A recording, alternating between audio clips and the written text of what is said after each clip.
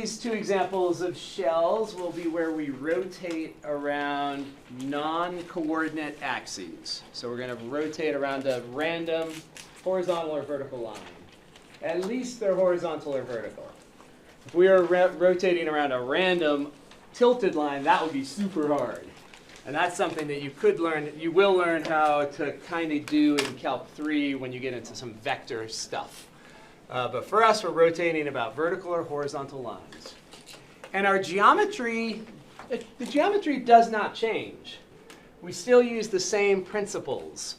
If we are finding a horizontal distance, it's going to be the right x minus the left x. So that distance is 7 minus 1 in this case, right? Right x minus left x. Same principles we are going to use. It's just that the geometry is going to look a little bit different because we're rotating around a different axis. So here, let's suppose that we are rotating around -2. X equals -2 right there. And we are using a shell method, so this is going to be a vertical element at a random x.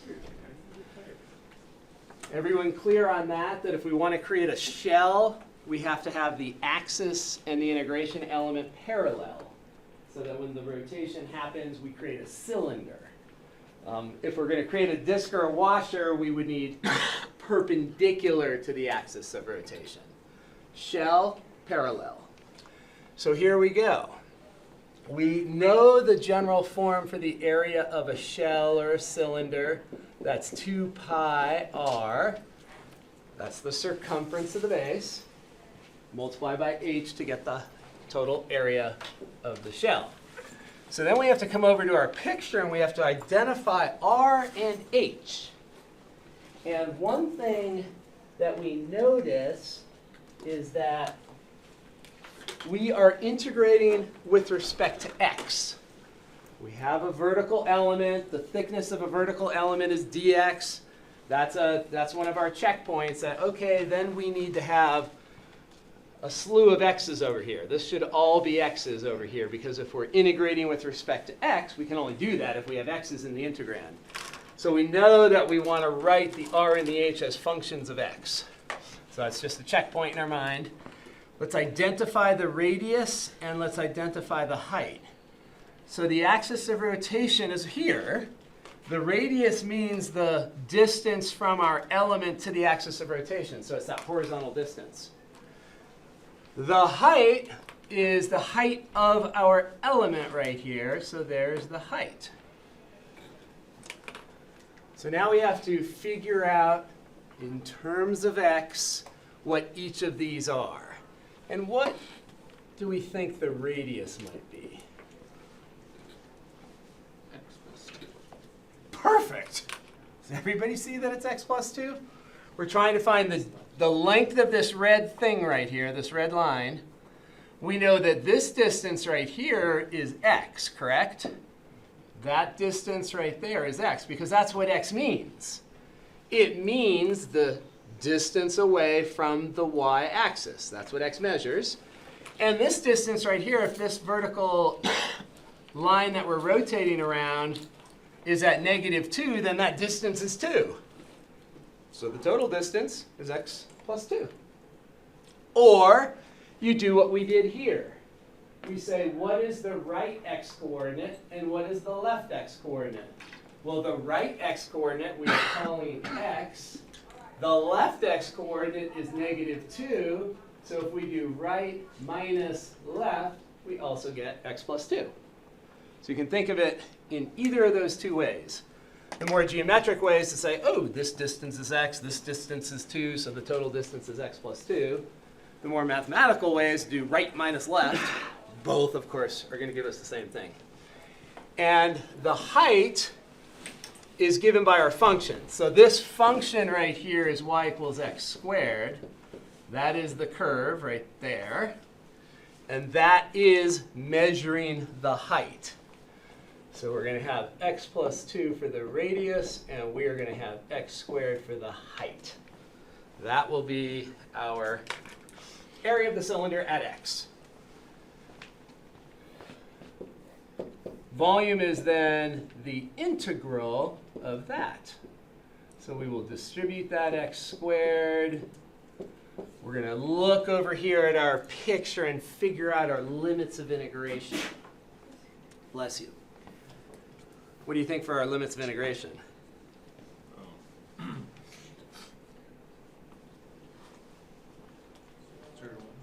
0 to 1. And that 0 to 1 is coming from the x-axis. Right? Because we have a dx, that means that we have vertical elements that are stacked along the x interval. And if we look at this region here, we have vertical elements that are stacked along here from 0 over to 1. So that will be our integration interval. And pretty simple integration because we're just using the power rule. Power rule gives it to us really quickly. So that will be our antiderivative. And plug in the 1, plug in the 0, and we'll proceed on our merry way.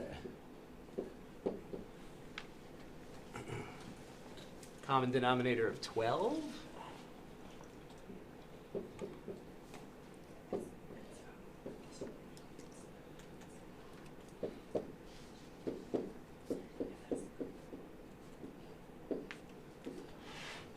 And our final answer will be 11 pi over 6.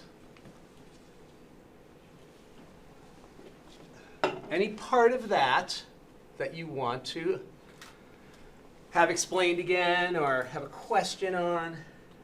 Yeah, Oliver. I just had a question. So we're integrating from 0 to 1 because that's just what we're looking at. Mm-hmm. Because we're rotating around -2. But that's not included in our region. Right, so we're looking specifically at the region that's drawn out. Exactly. So the axis of rotation will have nothing to do with the limits of integration. If the axis was the y-axis, if it was x equals -5, if it was x equals 10, that still has nothing to do with the limits of integration. The limits of integration are always going to be reflected in the region that's being rotated. So the limits of integration, you're looking here, and we always integrate. The element is always perpendicular to the interval that we are going to use as our limits for our limits.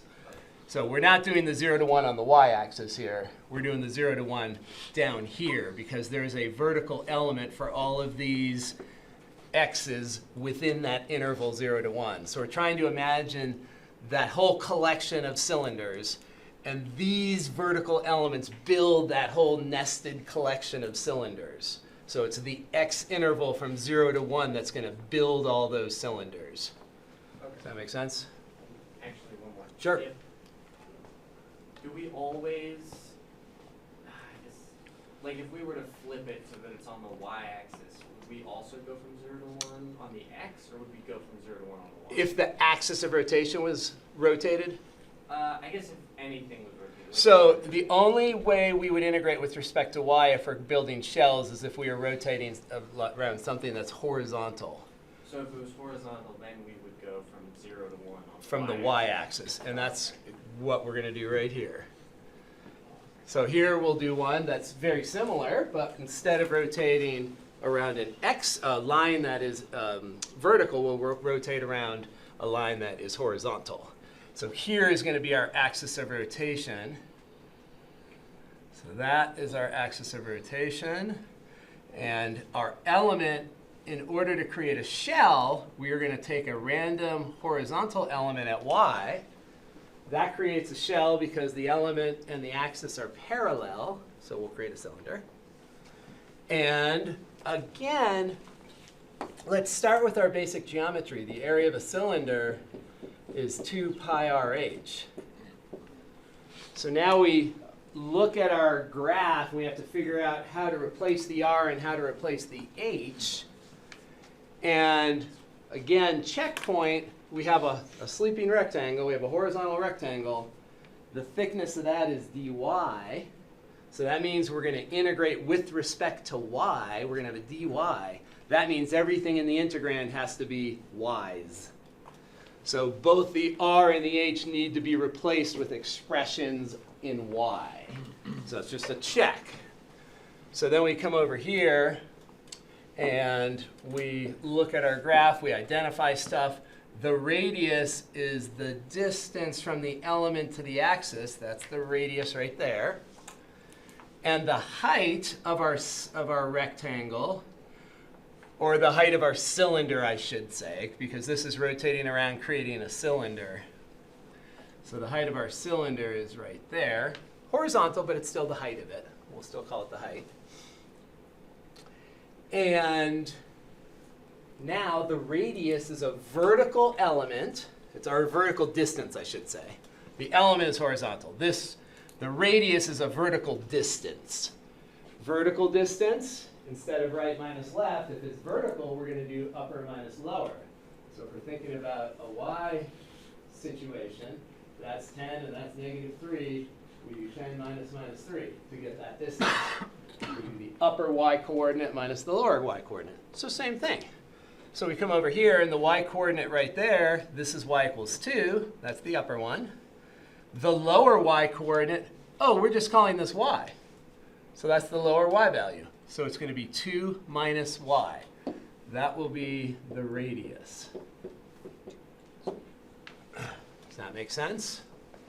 So you can, another way to think of it, in college algebra you did those problems where you had a balloon and you had two observers and it said the observers are 5 miles apart, and you did this kind of thing. So if this whole distance here is 2 and this distance right here is y, then this distance right here is 2 minus y. That's another way to think of it. So it's how you did that observer problem with the balloon. You said, okay, we'll say that the distance from this observer to right below the balloon was x. Then the other distance is the total distance minus x. So that's kind of this. If the total distance between there and there is 2, and this little distance between here and here is y, then that distance is 2 minus y. Okay, so then the height is the length of that blue element right there. That is horizontal. Horizontal distances, you take the right x and you subtract off the left x. So we come down here and we're saying, okay, we're zooming in right around the element. So there and there. We want the x on the right. The x on the right is x equals 1. And then we look to the left. All right, that little green piece, that comes from the function y equals x squared. So that's still this function up here, y equals x squared. So let's write that in there. So this function is y equals x squared. So that's a y value, though. That equation is presented as generating y values. You plug in x's and get y's. So we need to convert that. Because we've written this curve as a y value. What is it going to be as an x value? The square root of y. Correct. So x will be the square root of y. So now on the right of this blue element, we have the x value of 1. On the left of that blue element, we have the x value of root y. And so that tells us that this will be 1 minus root y. Right minus left. So the same geometric principles hold. Horizontal, right minus left. Vertical, upper minus lower. Radius is distance to the axis of rotation. So all those same principles hold regardless of where your axis of rotation is. And then we just FOIL this out, and we'll be ready to roll. So that will be our area of the cylinder. So questions on setting that up. The integration there is going to be pretty straightforward because it's the power rule 4 times. Any question on the R or the H or the diagram? So volume is the integral of area. So we're just going to plug this area function in right here. And that, whatever that integrates to, we will get our volume. So now let's think about limits of integration. limits of integration. Because we have a dy, we're looking at the y-axis. So we're looking here. And the same concept for when we generated the limits of integration above. So here our horizontal element is sitting. And you imagine the sort of collection of all possible horizontal elements. And the collection of all possible horizontal elements, there they all are. They are coming from this interval right here on the y-axis. They are coming from the interval 0 to 1, but on the y-axis, not the x-axis. So the interval that you integrate across is always perpendicular to your element. So your element is sliding through that y interval from 0 to 1. So we'll put a 0 and a 1 there. And then we just do our power rule 4 times. So we'll have 2y minus y squared over 2 minus 2. I'm going to leave a little space here because we have to add 1 to the exponent here and get 3 halves, divide by 3 halves. And then for this one, same thing. I'll leave a little bit of space, add 1 to that exponent, divide by that exponent.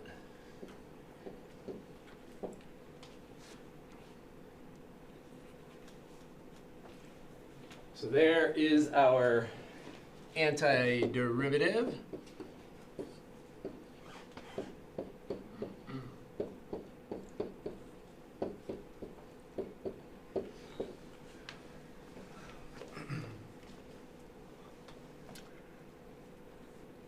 Then we just add those fractions together. Common denominator of 30.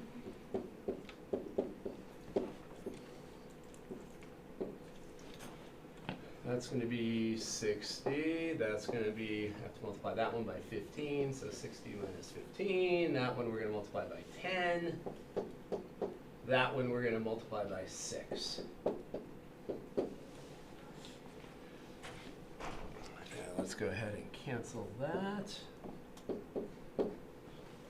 So whatever that gives us, 27? 17. Oh, thank you. So let's see, that's minus 55. Okay, so that's, yeah, I agree, 17. Thank you.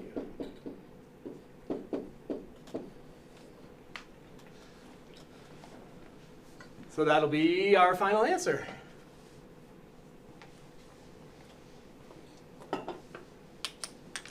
So anything up there that you are not sure about? All good? So let's do a slightly harder one, because now we can. In math, if we can, we do. So let's take a look at this napkin ring. So here's a napkin ring. Maybe some of you don't know what a napkin ring is. In the old days, they stuffed a napkin in the thing, in between, right down the middle. Okay, cloth napkin. So this is looking down from the top. So it's like a ball. In math, we have a difference between sphere and ball. Ball is solid, like a pool ball, and sphere is hollow. So sphere, hollow, ball, solid. So this is like a ball that's got the middle drilled out. And so this solid is formed when a hole of radius 3 is drilled symmetrically through. And here they do call it a sphere. Really, technically, they should call it a ball because it's solid. And so that's what we want to find. We want to find the volume of this napkin ring. So here is a vertical cross-section. And what we can think about is this as our generating shape, our generating region. If that region right there is rotated about the y-axis, it's going to create that napkin ring. Very natural to use shells since we're rotating around. Shells seem like a really good way to go. You could use washers also. Washers would work. So this circle right here that we're seeing, this is the edge of a circle. What is the equation for that circle? So we have a radius of 6, and we're centering it at the origin. We can see the radius is 6, centered at the origin. So x squared plus y squared is equal to 36. So this is the equation of the circle. And we are choosing a vertical element. We are going to use symmetry. The top half of the napkin ring's volume will match the lower half of the napkin ring's volume, so we'll integrate. You know, we'll integrate. We're going to integrate. Actually, either way, we're going to integrate across here because we have a vertical element. But instead of the height of our element going all the way down, we're just going to go halfway down because that's going to give us the top half of the napkin ring. So that's where the symmetry will come into play. So if we have a vertical element, we know that we're going to do the upper minus the lower at some point. So we're going to need to know what this is as a y value. So this curve right here, we need to get the equation of that curve, and we need to write it as a y value. So that's going to be y equals, we're going to subtract the x squares, and we're going to do this kind of thing, like we normally would. And the upper the upper part of this curve here, is it the positive or the negative of this square root? Yeah, we're going to choose the positive because it's above the x-axis. Down here, this piece would have the negative in front of it. So that upper part right there, there we have our function. So our axis of rotation is right here. That's our axis. This is going to be the vertical element at a random x. The radius is the distance between your element and the axis of rotation. So what is the radius in this case? X. That's what x represents. X represents the distance to the axis of rotation for this element. So the radius is in fact just x. And then the height of this element right here, let me move this piece. Let me move that a little bit so it doesn't look like. So the h is that distance there. That is the function. Right? This vertical distance right here, the distance from the x-axis up to that curve, it's a y-coordinate, and it is exactly coming from that equation. So the area of our cylinder, 2 pi rh, is going to be 2 pi times x times this function. And we have our mental check. We have a vertical element, which is a dx, which means everything has to be replaced with x's. So we shouldn't see any y's over there. And now we can write down the volume equation. So the volume, we're going to put a 2 in here. So this is for symmetry, top half, bottom half. And then our integral goes from, let's see, so we drilled out the core of this thing of a radius 3. So this x value here is 3, and then we go all the way over to 6. That's where the napkin ring ends, circle of radius 6. And then we plug in all that, and I'll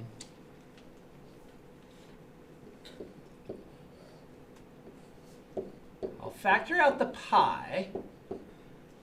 I'm going to leave the 2 on the inside for a very particular reason. It doesn't matter, you could factor it out, but I see that the derivative of the inside here is minus 2x. So we're going to have to use substitution here. There's no shortcut here. We've seen 2 types of shortcuts, and those are really the only 2 integration shortcuts we're going to see most of the semester. We had the log form of an integrand, and we also had the reverse chain rule. Those are our 2 shortcuts that we really are going to use a ton. There's no shortcut here. We have to use substitution. And so you've seen with substitution that you are going to typically substitute whatever is inside an angle or inside a root or in an exponent. It's pretty typical. And so then here we see that du is minus 2x times dx. And what I left the 2 in there just because, and it doesn't matter. We would just divide by 2 if we didn't leave it in. But here we see that we have a 2x dx right there, 2x dx. And if we move the minus sign to the other side, then we have exactly 2x dx. So that 2x dx that I have highlighted, that's just going to be replaced with a negative 1 times du. So this will give us 2 pi integral square root of u, so u to the 1/2.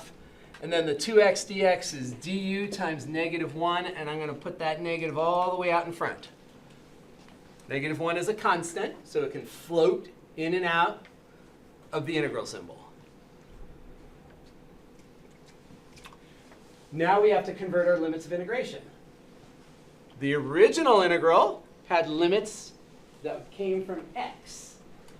This is x equals 3 and x equals 6. We have an integrand that has u's in it, so we need u limits of integration. So we look to the relationship between x and u right there. We say when x is 3, what is u? 27. When x is 6, u is 0. Right, so we use that substitution statement. That tells us how to exchange x's for u's or u's for x's. That tells us how they are related. Now, if we want, let's just, as an integration refresher, integrating from 27 to 0 is sort of integrating backwards. You're integrating from right to left. Feels a little funny, but so we could just switch it. We could go 0 to 27.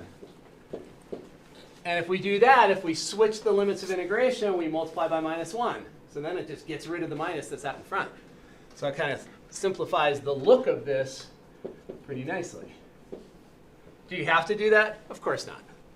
Because you're just going to plug in the 0, plug in the 27, and take the difference. Here we plug in the 27, plug in the 0, and take the difference. We will, does not matter. So 2 pi, leave a little space. We're going to get u to the 3/2 multiplied by 2/3. And 0 to 27.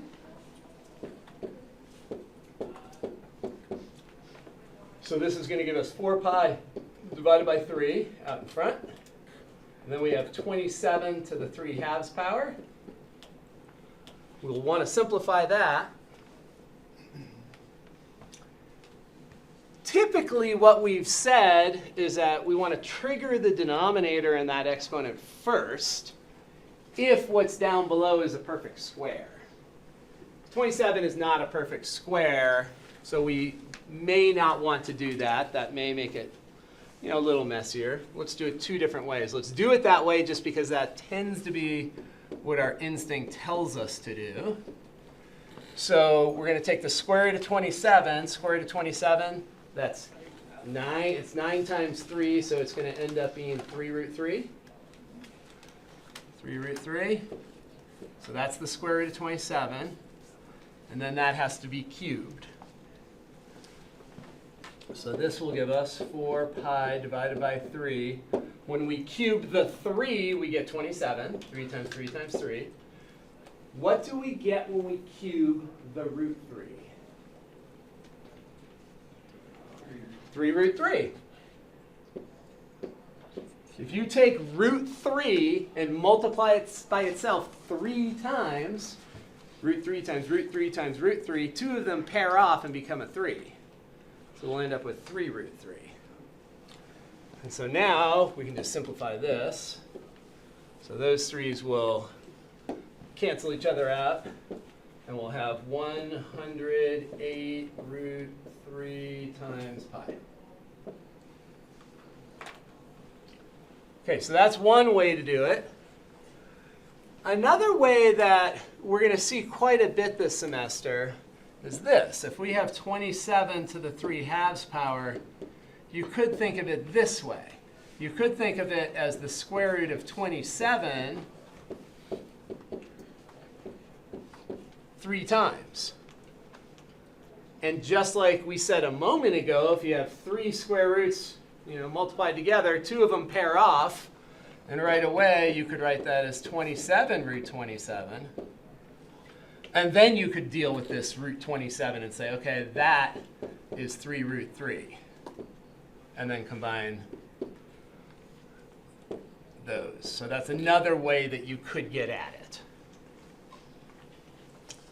So in general, like if you see this, if you see x to the 3 halves, you could immediately write that as x root x. Because that's the square root of x multiplied by itself 3 times. 2 of them pair off to turn into an x. So we'll see this quite a bit, where we have 3 halves power just seems to crop up a lot. And that's the standard simplification, is to do it that way.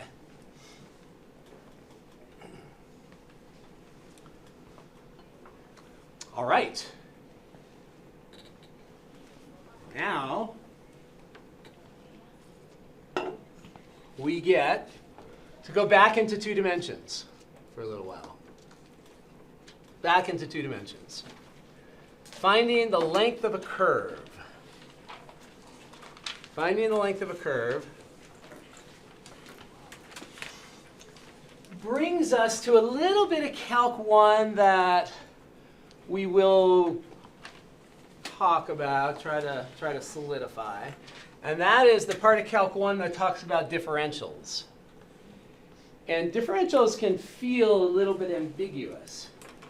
But differentials are just variables.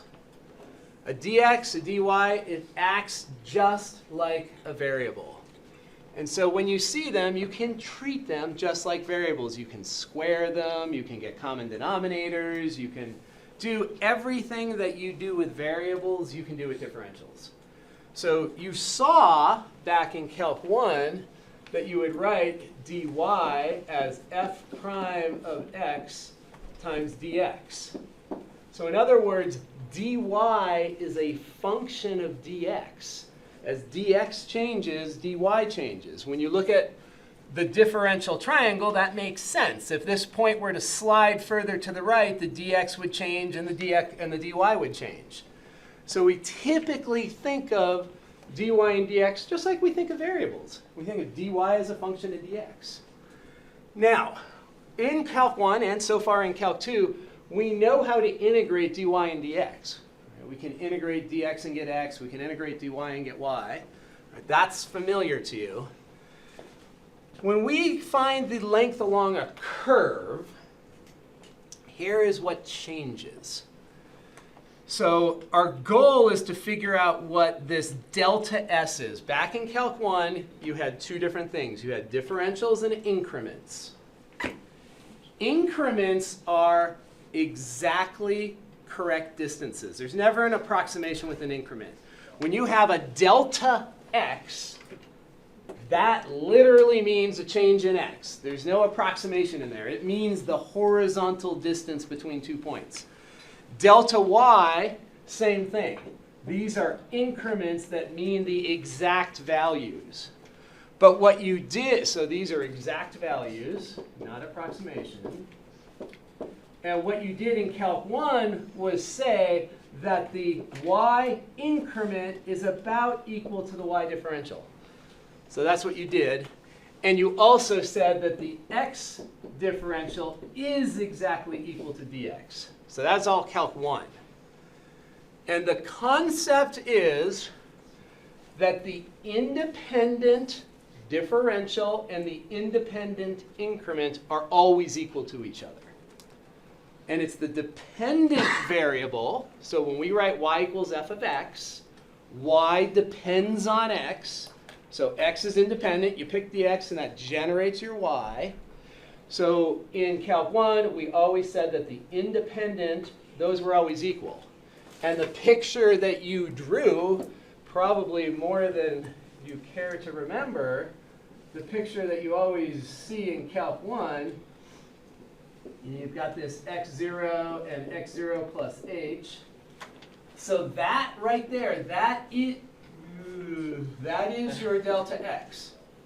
Right, that's an exact value. It is equal to h in this case, the way that we've labeled those two x values. It is equal to h.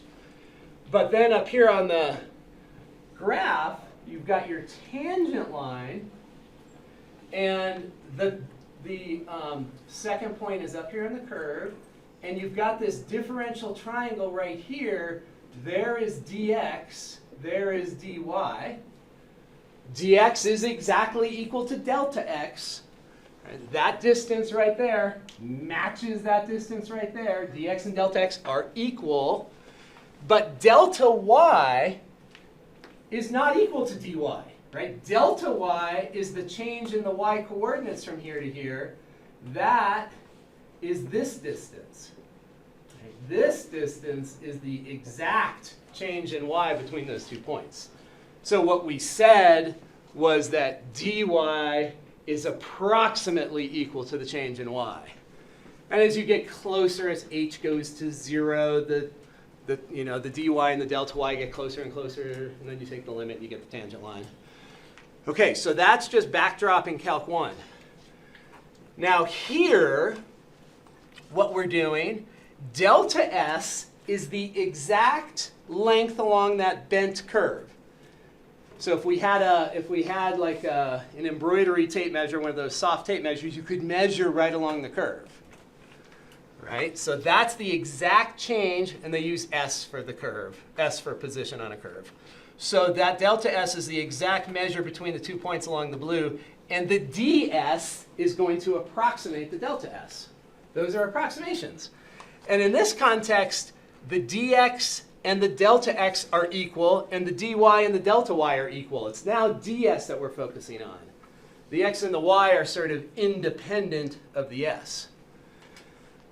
Now the problem, and this is just, the problem is we know nothing about s values. If somebody draws a curve in the xy plane, you don't label a number line along the curve. If you did, it'd be simple. If you were going from s equals 1 to s equals 5, that distance would be 4. But we don't have a number line along the curve. So somehow we have to convert from s's back over to x's and y's where we know how to deal. So what we do is we look at this very algebraically. So like I said, these differentials, you can treat them just like variables. So that's how ds is related to dx and dy. And if we take the square root of both sides, we're going to take the positive square root because ds is, we're going to think of this as measuring a positive distance here. So we've got that. And so our goal is to, or here's our goal. We know that if we could integrate ds, we'd be golden, but we can't integrate ds because the integral of ds is s. But we know nothing about the s values, right? So that's our problem. Integral of dx is x, integral of dy is y, integral of ds would be s. But we don't know any information about the s's. We don't know what this s value is right here. We don't know what this s value is right there. We don't have a tape measure along the curve. So what we need to do is replace the ds to get over to x's and y's. And we're almost there. But we don't integrate with a square root of the differential. So we have to do a little clever algebra here. So what we are going to do is multiply this by 1. When in doubt, multiply by 1. So we have that. Now we have a common factor within this square root right there of dx squared. And it's representing a positive value, so when we pull it out of the square root, it just becomes dx.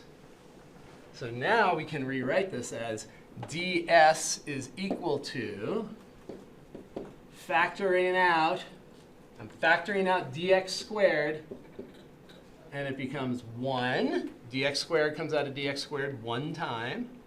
And over here, we're left with dy squared over dx squared. We know what that is. That is just y prime squared plus y prime squared. Right? dy dx is y prime. That's another expression for y prime. And then we have the square on it. So that is our key. ds, now we have it written in terms of a dx. So if we replace that ds up there in the integral with this, we can integrate with respect to x. We know the x values. We know about x and we know about y. So now we have an integrand that we can manage. And so, long story short, in the bigger picture, we're imagining our curve, and the idea is that we're going to break it into a bunch of little tiny pieces of arc length. We're going to add up all the, so if you zoom this way in, then your blue curve is almost like a line. And so the hypotenuse here, the ds, is a very good approximation when you zoom way in and those points are real close. So that's the whole Riemann sum thing. So as the number of little pieces of curves increases, we're going to get a better and better approximation. But then we wave our Calc 1 magic wand. Limit of a Riemann sum is a definite integral. And so when we take the limit of this as n goes to infinity, the summation becomes the definite integral of this thing here. So let's use that thing, this formula. So you can write it as 1 plus f prime of x quantity squared. I will usually just write it as y prime squared. Y prime is a much easier way of writing f prime of x. You can write it either way. Let's figure it out. So that is going to be our arc length formula. That is a formula you definitely need to know. That one is something that is non-negotiable. Have to know that formula. So let's try to apply it here. We have a line. We could find the length of that line in many other ways. But of course, every time in calculus, we start with examples that you could do other ways. And that leads us to examples that we couldn't do another way.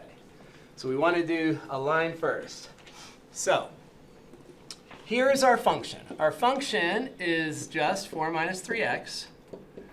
We know we need the derivative of this function. Right there. There's the derivative. And when we look at this curve, we're told that the limits of integration, bless you, are -3. We're told that we're dealing with this curve from -3 over to 2. That's where our curve is, -3 to 2. All right, so the arc length, little s, this book uses capital S for surface area. So we want to just be a little aware that there's going to be s's that mean two different things. Try to write the big S bigger. So we're going to integrate from -3 to 2, the square root of 1 plus the derivative squared. Dx. That'll give it to us. So this gives us square root of 10. That's a constant. It can come all the way out to the front. So then we have dx from -3 to 2. Can anyone cut to the chase and tell me what the value of this integral is? 5. Right. When you integrate a differential, you get the length of the interval every single time. Let's pretend we didn't realize that for a second. So if you integrate dx, you get x.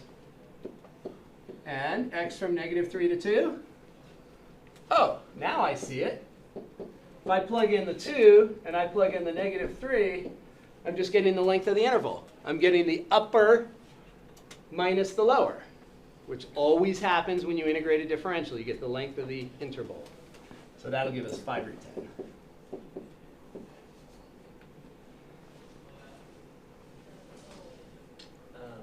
Did you put parentheses around the x? Because it's kind of confusing because it looks like the square root 10 is in the integral. In the antiderivative? Yeah. 100%. You could do that. I know. Absolutely. That is the part that you're thinking of as the antiderivative.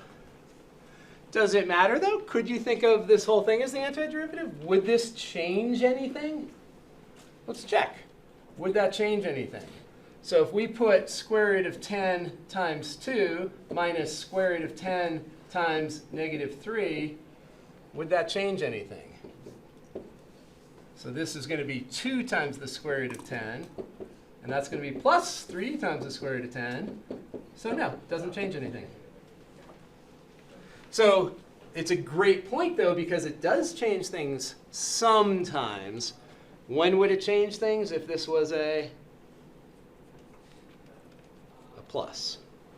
Then you could not include it as part of the antiderivative. But constants can move in and out. So constant, if you want to, you could think of it as attached to that. In practice, most of us would probably do what you suggested and think of it more like that. But if it is multiplication, it doesn't matter. If it is addition, though, then it does matter. Okay, so let's take a look at another one of these arc lengths. So there are a group of exercises in this section that have a lot of sneaky math in them, and I want to point out that you know a lot about perfect square trinomials. You know how to factor them, you know how to FOIL and go the other way. You are familiar with perfect square trinomials. And notice the only difference between these, so perfect square trinomial is the thing on the right, a trinomial, 3 monomials added together. So the only difference is that, correct? All right.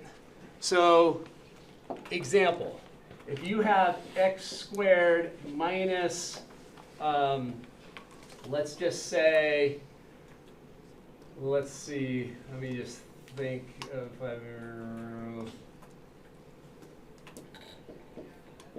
so let's do that for a second versus this.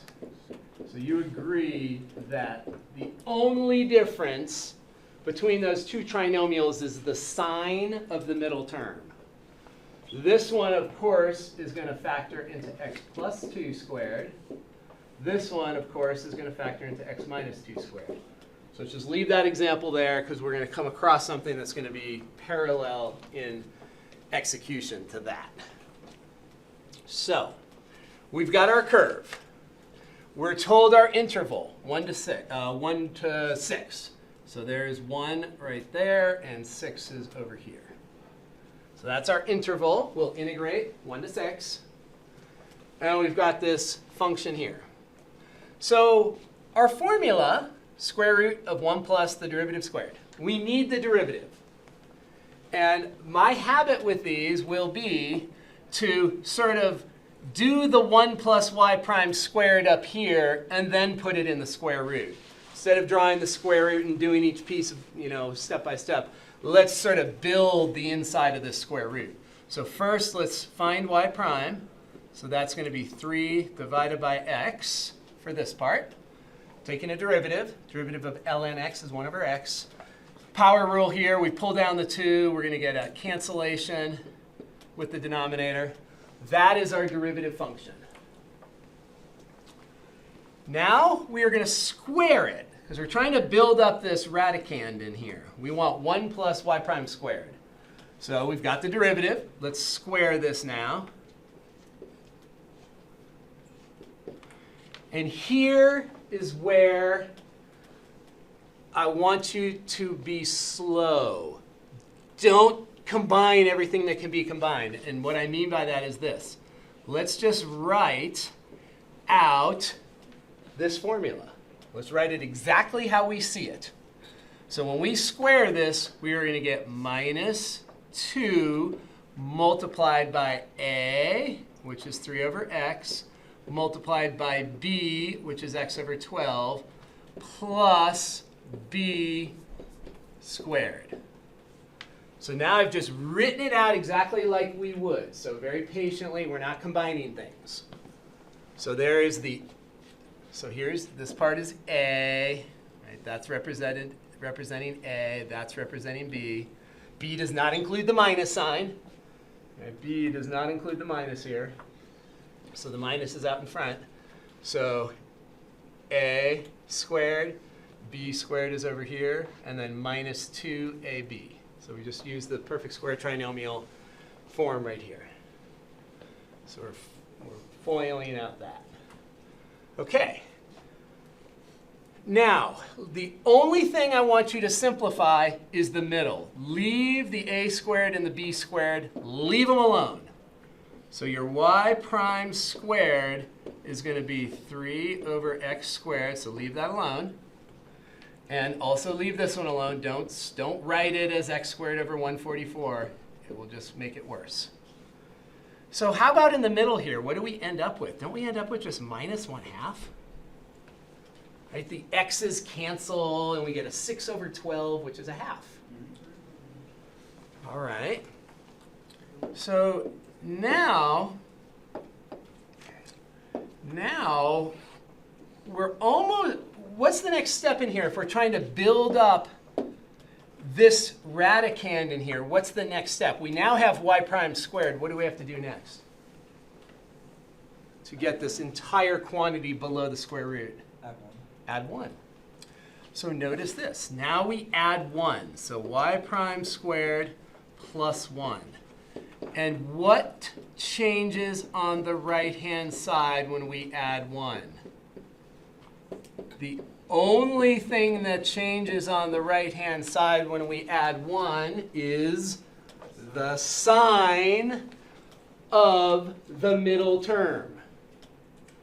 So if we started with the minus, FOILed it out, and then just changed the middle term sign, we still have a perfect square trinomial if we only change that sign.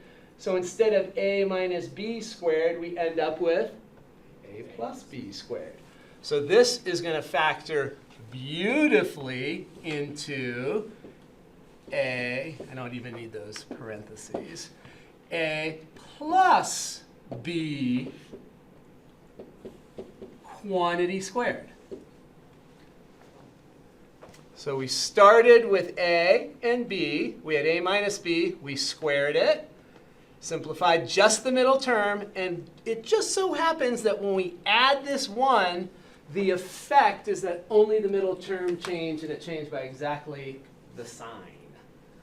So obviously, this sneaky perfect square trinomial case, this function has to be, sauteed very nicely.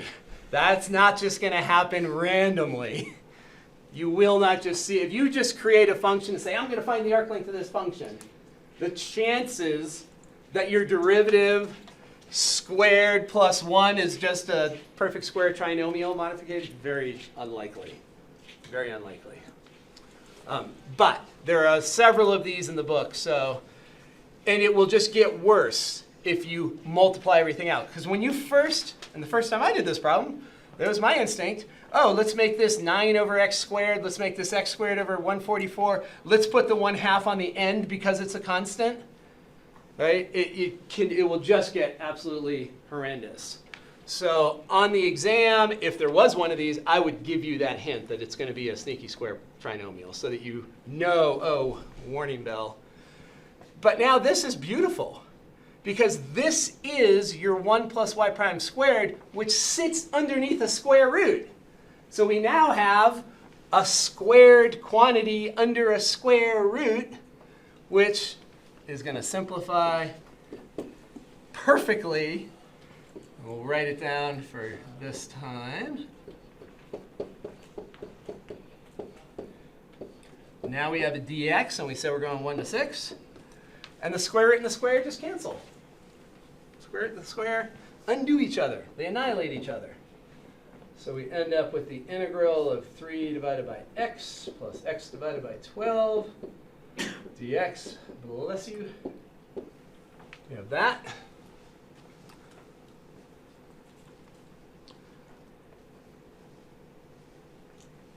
And for the cheaters, can't believe I'm going to tell you this. Notice, in the integrand down there, on the exam, of course, you're going to have to show your work. But, checkpoint, look at that derivative. What is the only difference between the derivative and what we end up with in the integrand after all this business is said and done? Right, it's just the derivative with that sign changed. Just change the middle, just change it from a minus to a plus. And that will always be the case with these sneaky perfect square trinomial ones. Obviously, you're going to have to show your work, though. But that's a great place to say, ooh, yeah, I'm on the right track because those match, except for the sign. Okay, so then what's the integral of 1 over x? ln x. So we're going to have 3 multiplied by the natural log of x. And we don't have to put an absolute value here because these are positive values. But we'll just put it to be careful. And this is x squared over 24, 1 to 6.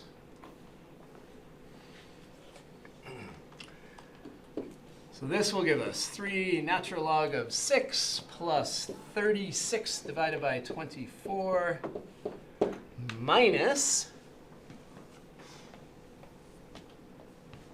natural log of 1, 0. So all we're going to do is subtract off a 24th. So our final result will be that.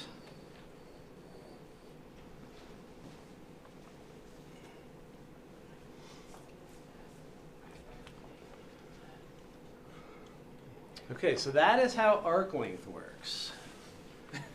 Arc length and surface area tend to be the kind of most unpleasant integrals of them all. And that will carry through into Calc 3 also. When you deal with arc length and surface area, make sure you're well rested. Because those are always they're the worst looking integrals usually, because you've got square roots in them. And so if they don't simplify like this one into something very nice, they can just be hard. So arc length and surface area will persist on being hard. All right, let's take our 10-minute break. And if you have questions on this one, carry on. Carry on. All right, so this slide is just kind of summarizing what we just talked about. This is our generic formula for arc length when we have a function of x.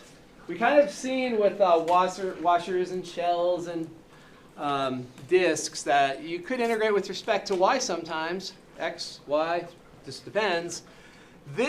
Notice that we have an f prime of x. So this means that we're integrating with respect to x here. We've got the f prime of x, we've got the dx, so we have functions of x. So we're integrating with respect to x. We can change that though. So here we are given a function of y. So instead of a function of x, we're given a function of y. And we have a y interval. So let's just pay attention to, okay, well, what changes in the formula? Not much. Instead of having a y prime, we're going to have an x prime. And instead of a dx, we have a dy. And that's the only thing that's going to change. So it's going to be very, very similar. So let's go ahead and try this one. It's also got our warning. It's a perfect square trinomial. It's good to do a second one of these right in a row just to try to solidify the process. So we know we need the derivative.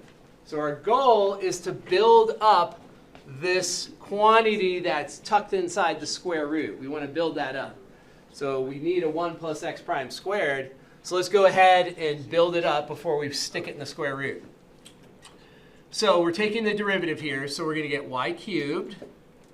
4y cubed over 4, the 4's cancel. And then over here, we're taking the derivative of 1/8 y to the negative 2. Let's come over here. So 1/8 y to the negative 2, and we're taking that derivative. So we bring the negative 2 down, and we get negative 1/4 y to the minus 3. Good. So that's going to be the derivative there. So we bring down the exponent and subtract 1. So negative 2 subtracting off 1 is going to give us negative 3. Okay, so let's put that in here. So we get negative 1/4 y to the negative 3. So there is the derivative. Now we want to square the derivative and eventually add 1. And here, because we've got our warning, we know that we're going to be very patient. And when we do our squaring, we're not going to actually square the a squared and the b squared out. We're just going to leave it as a squared and b squared. The only thing we want to multiply out is the middle term. But first we'll write it as minus 2 times a times b. And let me just make sure it's crystal clear. The a is the y cubed. The b does not include the minus. There's your b. And we know for a perfect square trinomial, a minus b squared is going to look like this. So when we FOIL the a minus b, we get that perfect square trinomial. All right, so now we're dealing with b squared right there. There's our b. We have to square it. And again, let's not do anything other than write it exactly as we see it. B squared, there's b. Not simplify it. But we want to simplify the middle. So here is another thing that we know that's going to be a checkpoint. The only way we're going to get that sneaky perfect square trinomial thing is if you add 1 and you change just the sign of the middle term. So that means there's only one candidate. The only way that's going to happen is if this simplifies to negative 1/2. Right? Because when we add 1, if we want to add 1 and have the only thing change being the sign in front of it, it has to be negative 1/2. When you add 1 to negative 1/2, you get positive 1/2. Any other fraction, if you add 1 to, you are not just going to change the sign. Right? If you have negative 1/4 and you add 1, you get 3/4. You've not just changed the sign. So we know that if this is really a sneaky perfect square trinomial, this should be negative 1/2 here. Let's find out. So we get y cubed squared. And then in here, don't these cancel to 1? The y cubed and the y to the negative 3? That's really y cubed over y cubed, which is 1. And then we have 2 divided by 4, which is in fact 1/2. So we do have a minus 1/2 in the middle. So that is... So if you weren't told that it's a sneaky perfect square trinomial, that's where you would actually, notice if you're aware of these things. If, right? Okay, so let's say x prime squared plus 1. So x prime squared plus 1 then, the only thing we're doing is adding 1 to this x prime squared, and that is only changing the sign of the middle term.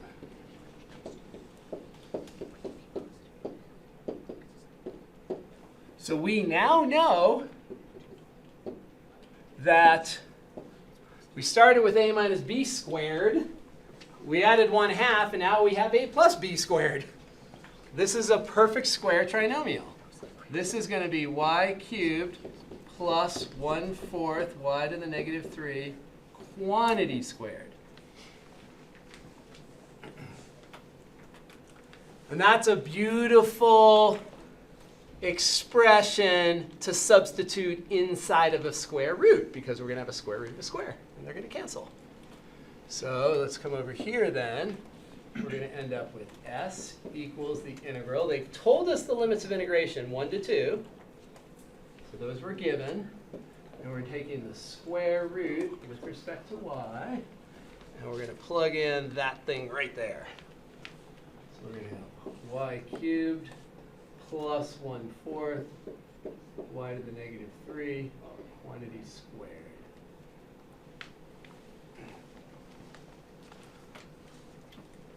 Square root and the square annihilate each other. Gone.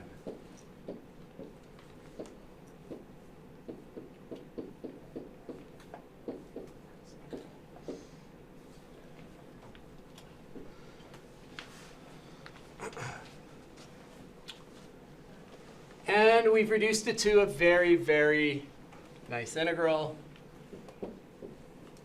Power rule. We love the power rule, as long as we can add properly and divide properly.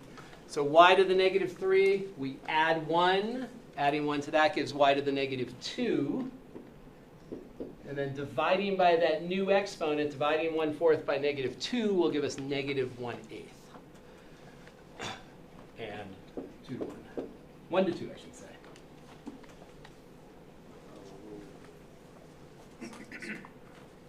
Yeah, so arc length.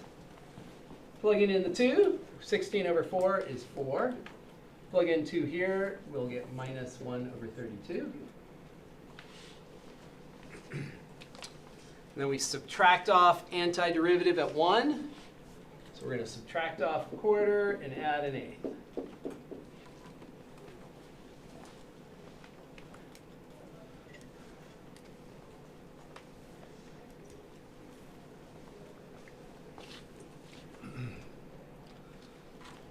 Common denominator of, looks like 32. So we've got a common denominator of 32. Multiply this one by 32 over 32, so that's going to be 128. That one already has a 32. That we have to multiply by 8. That we have to multiply by 4.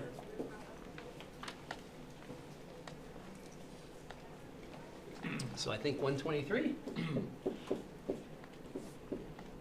over 32.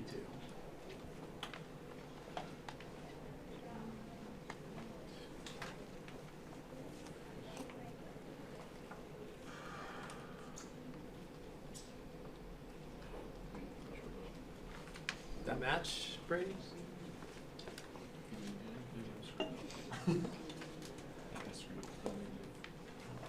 On the, did you get the positive 1/8? No, I did not. So when we plug in the lower limit, remember that we're subtracting off the antiderivative at the lower limit. So if we're subtracting off here, this will become minus 1/4, but then the minus and minus will make it plus. That's the,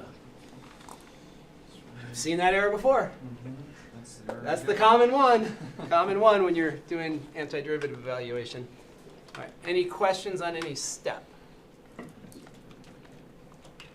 Any step up there that... All right, let's do one that's not a perfect square trinomial. Let's do one that's, you know, just more traditional. Less algebraic concept-y. So here again, we have a function of y. So our function of y, we have a slightly modified arc length formula. Instead of y prime in here, it's x prime. Instead of dx, it's dy. All right, so we're going to try to build up that integrand, build up what's inside the square root. So we need to find the derivative for sure. That's just a power rule. So we're going to bring down the 3/2, subtract 1 from the exponent. So there's the derivative. One thing that becomes important here is making sure that you find the correct derivative, because as soon as you start squaring it, if you blow the derivative, it's going to be a domino effect into, you know, the hell realm. So double check your derivative, because if that's not right, then everything after it's going to get really, really bad. So then we're going to have x prime quantity squared. So we're squaring everything we see. Square the 3, square the 2, square the square root. And then our x prime squared plus 1 looks like this. All right, now we're ready. Now we plug it into the square root. So our arc length, so y is going 0 to 4. So s will be the integral from 0 to 4, square root of this.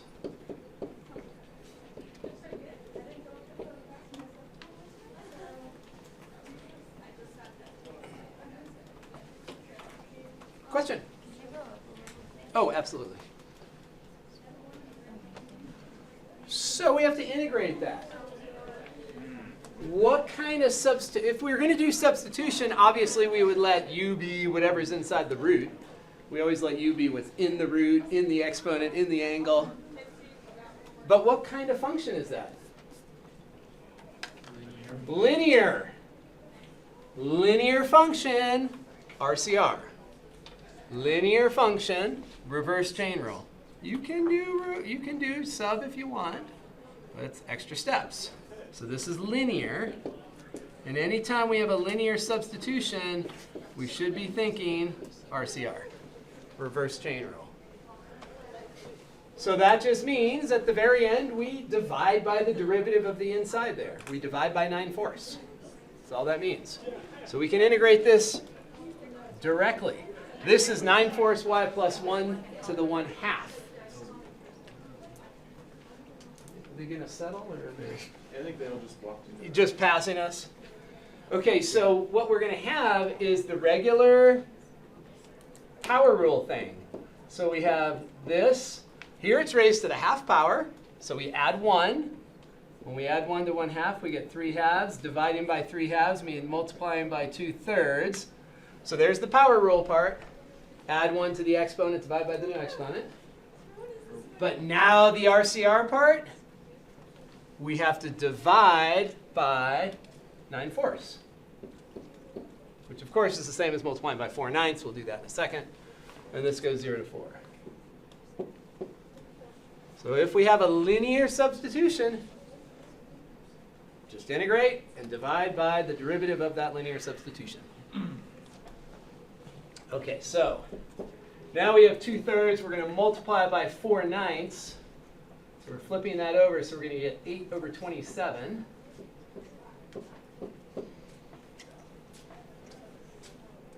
Plugging in the 4 right there. So here's another example where we can think of this constant all the way out in front. It's multiplication, so we don't have to worry. We can just put that constant in front and just focus on this for the antiderivative evaluation. So plugging in the 4 here, we're going to get 10 to the 3/2 minus 1 to the 3/2.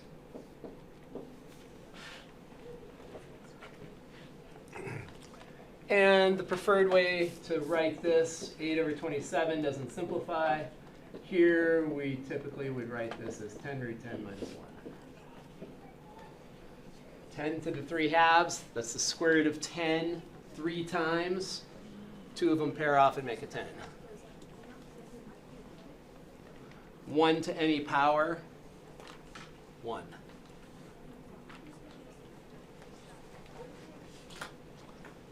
All right, any step there you want to ask about? So that's a nice one. Reasonable integral. No trinomial that we have to deal with. We don't have to remember our perfect square trinomials. Hopefully, those aren't too bad.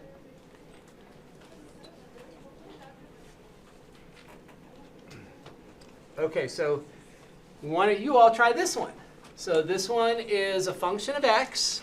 So we're going to use the original arc length formula where we have a y prime and a dx. There's our function.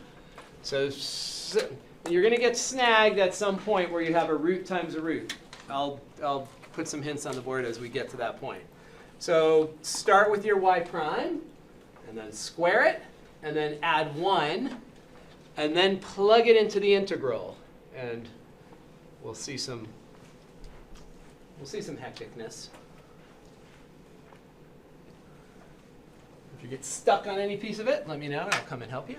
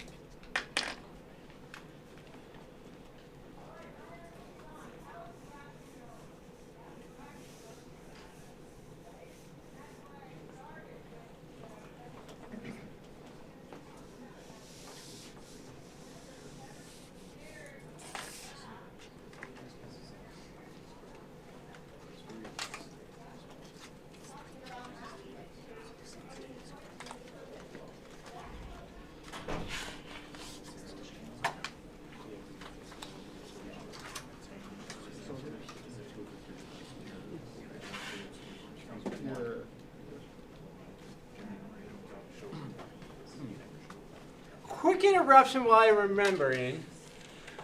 If you are retaking a class, like if you're retaking this Calc 2, the model these days is that the fee for MyMathLab is built into the tuition as an extra fee. If you're retaking the class, you get a refund on that $76 or $81 or whatever it is. And I just figured out the new process for this year, and I put it up in the welcome area here, inclusive access refunds. You email the bookstore at this weird email address, 8353@bncollege.com. It's Barnes & Noble. You say that you're retaking the course. You put your name, you put your S number, you put your student email, and you put, last semester's course, if it was last semester, if it was last year, and then this one. And then if you do it prior to, did I not put the date on there? February 1st. Yeah, prior to February 1st. Is that up there? Yeah, it's on the first bullet point email one. Oh, thank you. Yeah, so if you do it before the 1st, they can just not charge your account that fee, and it's super easy, and you get that $76 or $81, whatever it is, back. So if you're retaking any course that has MyMathLab in it as you're going forward, this is going to be the new process. So last year, we had to collect names and send it was a pain in the neck. But if you do it before that February 1st date, super simple for any refund. So do that if you're retaking so that you're not paying that extra fee.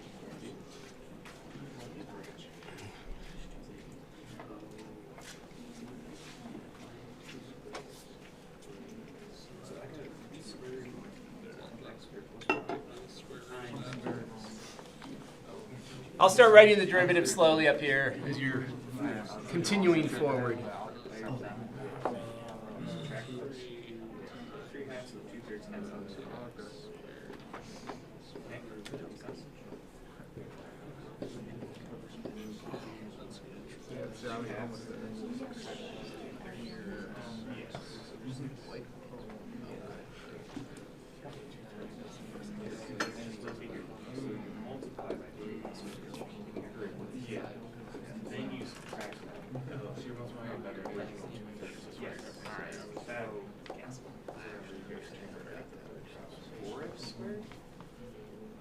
Oh, wait, this is just after. Oh, we squared.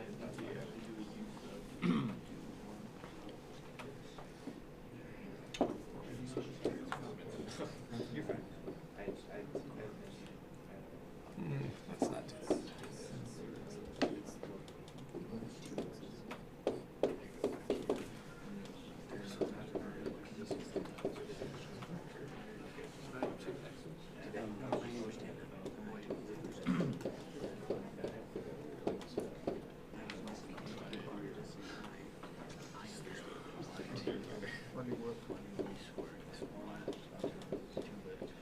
No, you squared the whole thing. When you square this turns into. So did everybody get that for your y prime squared plus 1? 4x to the 4th plus 4x squared plus 1? Do you recognize?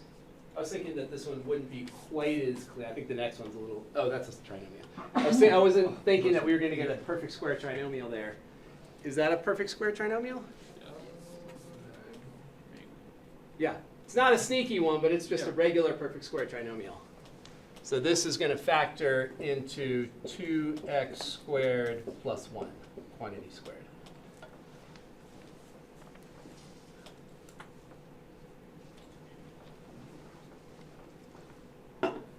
Everyone agree with that factoring? That's it. So if you're going backwards, if you're expanding, 2x squared squared, 2x squared quantity squared is 4x to the 4th. And then you do the a times b, which is 2x squared, but then you double it. And then you square the 1.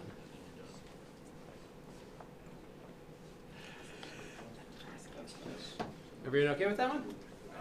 With that part? So, I have a bigger question, I guess. So, you square it and then you add your 1, right? You take your derivative, square it, add your 1, and then you're done, or is it you're trying to get to that perfect square? Yeah, I see what you're doing. It depends on what this looks like. So we want to simplify this, and we're going to need to to distribute this 4x squared just to write it as a polynomial, because we wouldn't want part of it factored.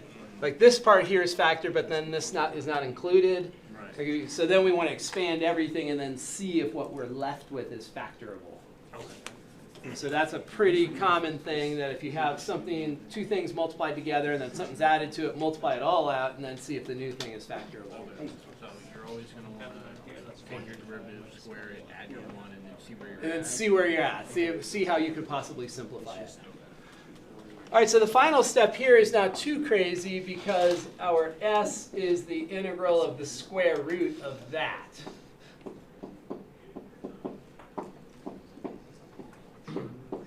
And our integral has limits of integration 3 and 9.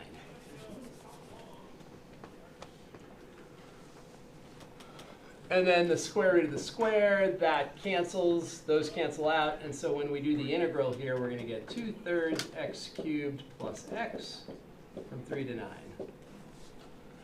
Because these two the square root and the square cancel.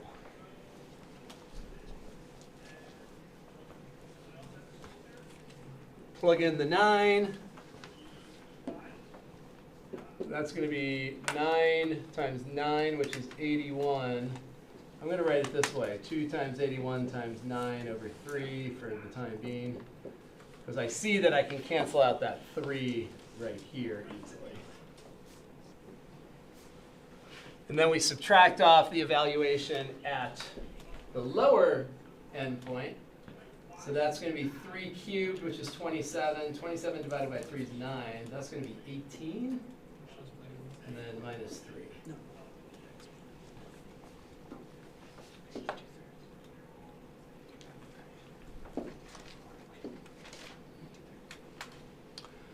So simplifying over here, let's see, we end up with negative 12 over there, and here we end up with 6 times 81, so 486. So whatever that is, 474? Yeah. 474? Good.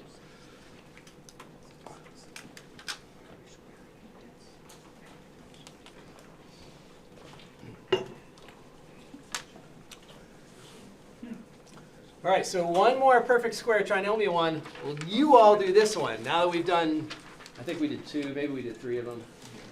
You all try this sneaky perfect square trinomial. So sneaky perfect square trinomial. So find your derivative, square it, but remember that when you square it, only simplify the middle term, and if it's sneaky, you should end up with a minus half in the middle. So see if you can make that algebra work out properly.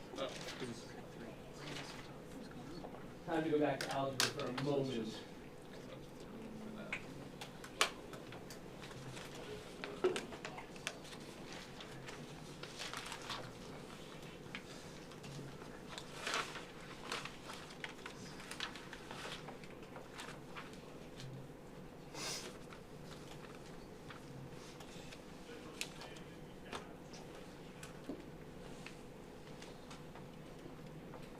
Stuck on the derivative.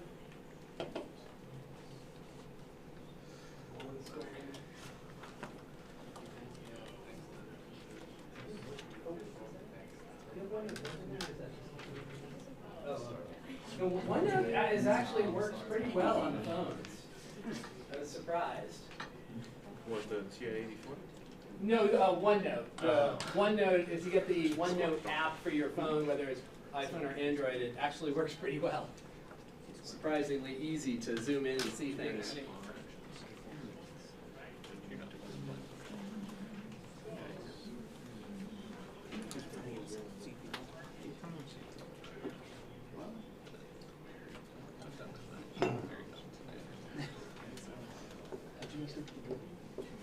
I don't see the x to the 2/3 minus 1/4 x to the 5.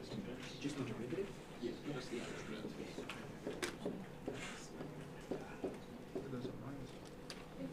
Preceded by a negative sign or minus. When we're doing the base plus the take that minus sign with it. So when we look at the perfect square trinomial formula, the b will exclude the point. So if we think about a minus b squared, that brings us to a squared minus 2ab plus b squared. So this, it's its own thing, it comes down there. But when we look here at 2ab, that piece right there, we're thinking about 2, and then just that, not minus. So the minus is excluded from the rule. Oh, yeah. It's multiplication. Since you're here, Yeah. Let's see. Where does the squaring right here? You need to FOIL. Oh, I forgot. Oh, okay. That's Right. Middle term. You gotta do 3/4 times. Freshman dream. That a minus b squared is a squared minus b squared. Wait, which one's it? What No, these are square. It's going to be pretty square. It's a square times square.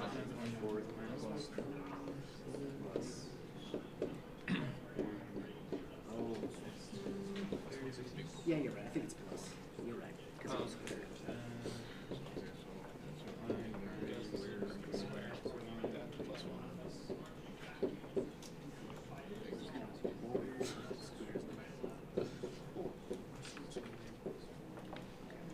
Wait, so what's the Okay, so it doesn't matter what the derivative of squared is because the middle term is going to be 2 times 1/4 x to the 2/3 divided by 2/3 or minus 2/3. Well, because x to the 2/3 times x to the negative 2/3 is going to be 1. Yeah. I think. Yep. That's just the square times. So that it's going to be doing that, that's just the We need a nudge, or is your squaring working out? plus quarter x squared. So that was the integral from Yep. Yeah, that's all the others. I was doing So like here's the part where Who go? it uses squares. Undo it anyway. Just do the 2AB. Or else it'd be really sad. I know, I mean, I understand. I think it worked. Yeah, looking good. it's okay. I mean, worse. Sure. Yeah, right? That's Or plus 1 divide. Is it all matching? Is that a yes? I don't Or know. is that a I maybe? mean, I got that from there, so it's gonna match. But I don't understand the. So how'd you get like the minus 2 times x to the? This, Yeah. so we're modeling it after, if we have a difference that's going to be FOILed out, when we FOIL it, we get a squared minus 2ab plus b squared. Oh, I see. And so that's what we have here. So here's the minus 2, here's the a, and here is the b. So that's that whole middle term right there. Okay, that makes sense. That makes sense? Yeah. I completely forgot. When you're just dealing with integer coefficients, the squaring is so simple, but as soon as you throw in negative exponents and Yeah. all that extra stuff, I mean, That one goes plus. it's ugly. Because you square it. so it's x to the 2/3 plus 1/4 x to the negative 2/3 squared, Carry over. and then you do the square root on that. So you Yeah, yeah, integrate right. x to the 2/3 plus 1/4 x to the negative 2/3, and then your Exactly. integral is going to be positive of your Subtracting that 1 from 1/3, that's what the negative 2/3 is. Okay, so if you've done the algebra stuff right, you should end up with this as your y prime squared. And then when you add the 1, here's where we notice that crazy pattern that when we add 1, all we did was change the sign of the middle term when we add the 1. And so that's how we know how to then factor this really quickly. So right there we have a squared plus 2ab plus b squared. And this is going to factor really nicely into a plus b squared.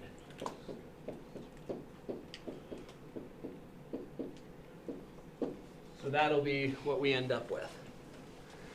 And the other check is that we come right here and we should end up with this with a plus right there inside the square.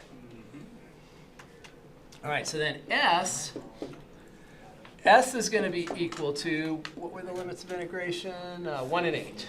Okay, so integral 1 to 8. And now we take the square root of that.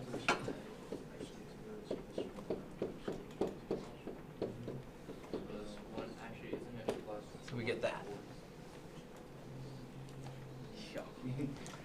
And we use the power rule, add 1 to the exponent, so we get 5/3. Divide by the new exponent. Add 1 here, we get x to the 1/3. Dividing by 1/3 means multiplying by 3, so we get a 3/4. I did the whole thing in 3/12.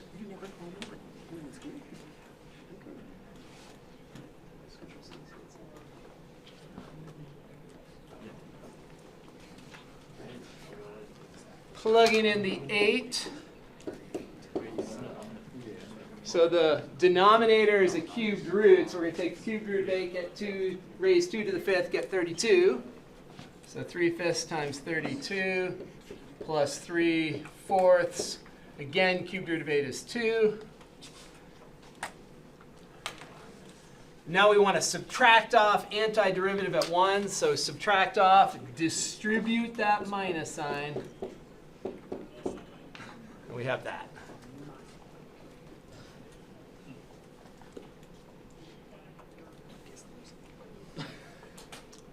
And I'm going to group these, I think. I'm going to do the 3/5 together, I think. So I'm going to do the 3/5, factor out the 3/5 and get 32 minus 1. So I'm going to group it like that. And then 6/4 minus 3/4 is 3/4.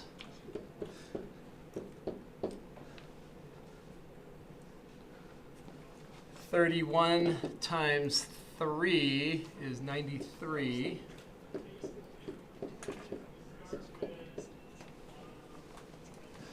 Common denominator is 20. Ooh.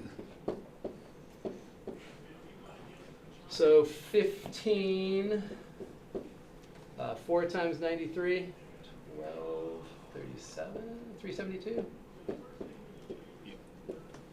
So hopefully we all get that answer with arithmetic. Oh, goody. Arithmetic works. Arithmetic works.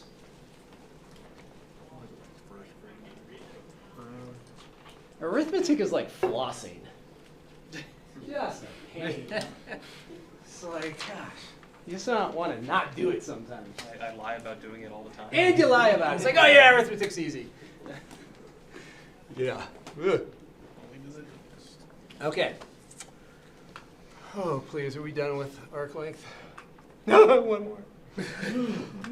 One more arc length.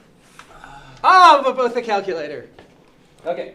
So, like I said, the functions have to be very sauteed very nicely for this formula and all these things to work out. To be able to integrate a square root function, there has to be a lot of things that are in alignment for it to work. And it's very frequent that if we're just looking at a random function from a random place, it's not going to be integrable. And when we take the derivative and square it and add 1, it's definitely not going to be integrable. So let's just take a look at this. And I've said this a couple of times. Sometimes functions look really easy, and it feels like, gosh, I can't integrate that. So that's one of the skills that you have to start to develop in this class, is recognizing when you can and when you can't integrate something, and looking for general patterns that lead to things that are not integrable or are integrable. So let's take a look at this one. So function of x. So we're going to do what we've been doing. We'll take our derivative. We're going to square that derivative. and then we're going to add 1. So we can jump in over here. So this integral is going to go minus 1 to 1, square root of y prime squared plus 1.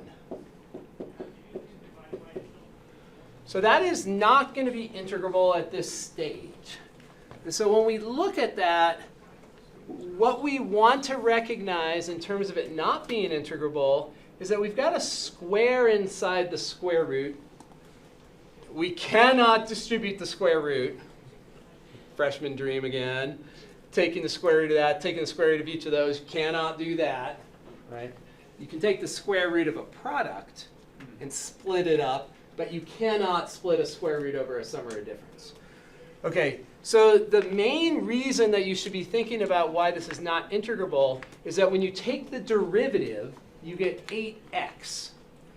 And there's no x on the outside of the square root that you could use substitution to replace. So if we just threw an x right there, then it's integrable. But without an x out in front, that's not integrable. So when we learn trigonometric substitution, we will have another way that we could integrate it. But at this stage, not integrable because our main technique is u sub. And so you